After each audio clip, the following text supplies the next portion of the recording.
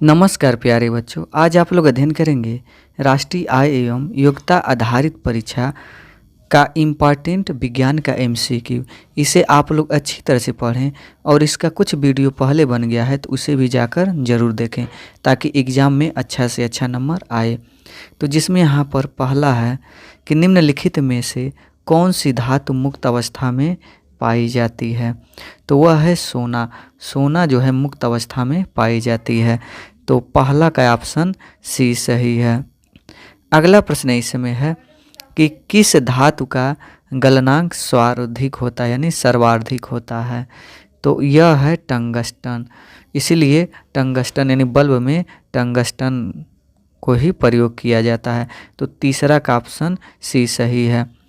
अगला प्रश्न है कि धातुओं का कौन सा युग्म विद्युत का सुचालक है, तो वह है तांबा एवं सिल्वर। तो इसमें चौथा का ऑप्शन ए सही है। फिर अगले प्रश्न की ओर चलते हैं। तो अगला प्रश्न इसमें है कि मिश्र धातु जर्मन सिल्वर के घटक क्या हैं, यानी मिश्र धातु जर्मन सिल्वर एक मिश्र धातु है जो किससे मिलकर बने हैं, तो यह कॉपर, निकिल और जिंक से मिलकर बने होते हैं। तो पांचवा का ऑप्शन ए सही है।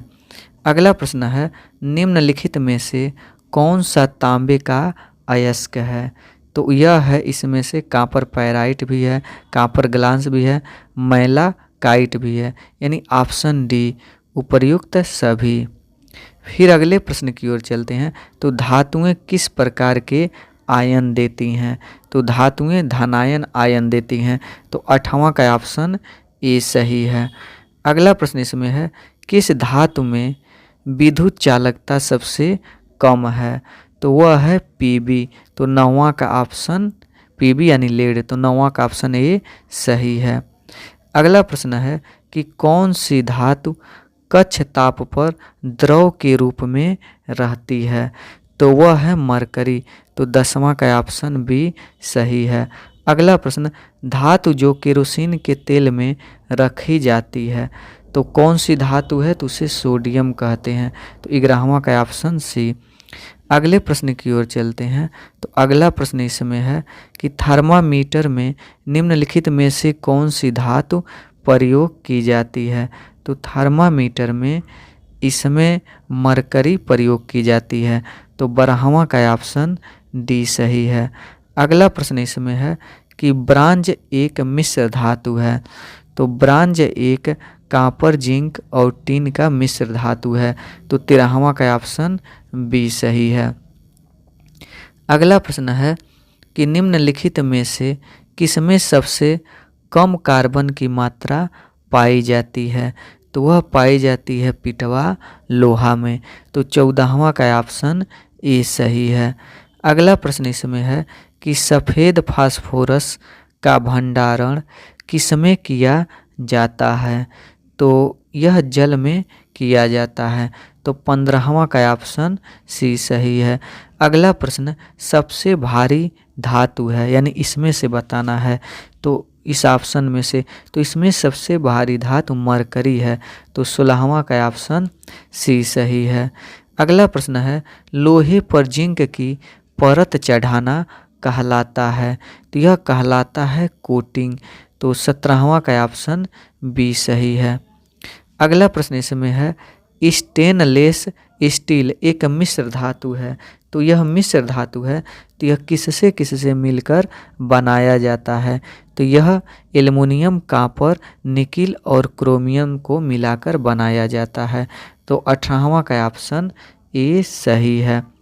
फिर अगला प्रश्न है सबसे भारी अधातु है, यानी अधातु में सबसे भारी और ऑप्शन में से बताना है, यह नहीं कि अपने मन से। तो इसमें जो है सबसे भारी धातु कार्बन है, तो 19 का ऑप्शन बी सही है। अगला प्रश्न इसमें है कि निम्नलिखित में से कौन सी अधातु विद्युत की सुचालक है, तो इसमें विद्युत की सुचालक वह है लेड। तो 20वां का ऑप्शन ए सही है। अगला प्रश्न इसमें है काटने के काम में प्रयोग होने वाले औजार बनाए जाते हैं, तो यह बनाए जाते हैं टंगस्टन स्टील के। तो 21 का ऑप्शन सी सही है। अगला प्रश्न है सोल्डर के मिश्र धातु के घटक हैं। तो सोल्डर के मिश्र धातु के घटक वह हैं लेड तथा टीन। तो 22 का ऑप्शन ए सही है।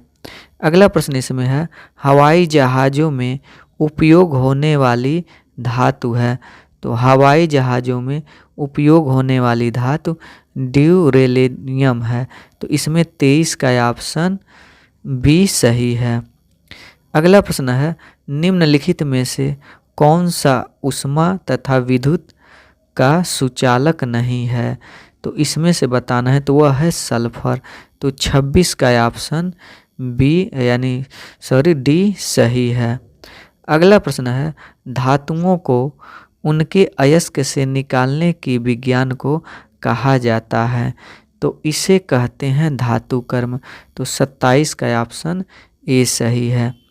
अगला प्रश्न इसमें है कि निम्नलिखित में से कौन सा प्रकृति में अपने ऑक्साइड के रूप में मिलता है। तो वह है मैग्नीज। तो इसमें 28 का ऑप्शन डी सही है। अगला प्रश्न है कि निम्नलिखित में से कौन सी धातु प्रकृति में अपने सल्फाइड के रूप में मिलती है। तो वह है निकिल। तो 29 का ऑप्शन डी सही है। अगला प्रश्न है कि निम्नलिखित में से कौन सी धातु प्रकृति में अपने सल्फाइड के रूप में मिलती है। तो लोहा है।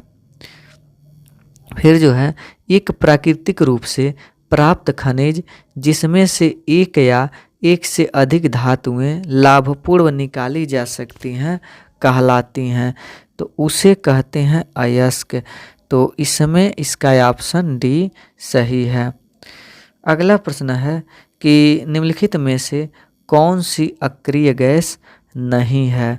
यानी अक्रिय गैस इसमें से हाइड्रोजन नहीं है और बाकी सब अक्रिय गैसें हैं। फिर अगले प्रश्न की ओर चलते हैं। तो इसमें अगला प्रश्न है कि सभी धातुएं सिवाय एक के कक्ष ताप पर ठोस अवस्था में होती हैं उसका अयस्क है। तो वह है इसमें से मरकरी। यानी मरकरी जो होता है लिक्विड रूप में पाया जाता है। तो 34 का ऑप्शन सी सही है। कांपर का गलनांक है। तो कांपर का गलनांक होता है वो 1083 डिग्री सेल्सियस होता है। अगला प्रश्न लोहे का गलनांक है। तो लोहे का जो गलनांक होता है वह 1535 डिग्री सेल्सियस होता है। तो 36 का ऑप्शन बी सही है। फिर उसी तरह सल्फर का गलनांक। तो सल्फर का गलनांक कितना होता है। तो सल्फर का गलनांक 119 डिग्री सेल्सियस होता है। आयोडीन का गलनांक। तो आयोडीन का गलनांक 113 डिग्री सेल्सियस होता है। फिर अगले प्रश्न की ओर चलते हैं।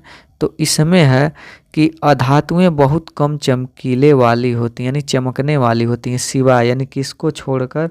तो वह आयोडीन को छोड़कर क्योंकि आयोडीन चमकता है। तो 39 का ऑप्शन ए सही है। फिर अगला प्रश्न है कि सल्फर डाइऑक्साइड किसके साथ अभिक्रिया करके सल्फ्यूरस में परिवर्तित हो जाता है। तो यह परिवर्तित हो जाता है जल के साथ। तो 40 का ऑप्शन सी सही है।